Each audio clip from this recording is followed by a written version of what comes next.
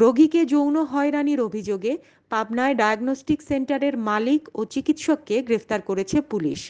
আজ রোববার তাদের জেলা চিফ জুডিশিয়াল ম্যাজিস্ট্রেট আদালতে হাজির করা হলে বিচারক কামাল হোসেন জামিন আবেদন নামঞ্জুর করে কারাগারে পাঠানোর আদেশ দেন। গ্রেফতারকৃত ব্যক্তিরা হলেন পৌর সদরের শালগাড়িয়া থানাপাড়া মহল্লার ডাক্তার শোভন সরকার ও ডায়াগনস্টিক সেন্টারের মালিক শালগাড়িয়া ইংলিশ রোড মহল্লার জীবন আলী।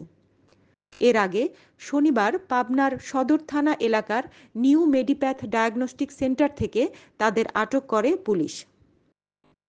এ বিষয়ে সদর থানার ভারপ্রাপ্ত কর্মকর্তা রওশন আলী বলেন, অভিযোগের ভিত্তিতে তাদের দুজনকে ক্লিনিক থেকে আটক করা হয়। পরে তাদের বিরুদ্ধে আইনি প্রক্রিয়া শেষে আদালতে সোপর্দ করা হয়। সেখান থেকে তাদের কারাগারে পাঠানো হয়েছে। হানিন ইসলাম, সিএন বাংলা নিউজ ডেস্ক।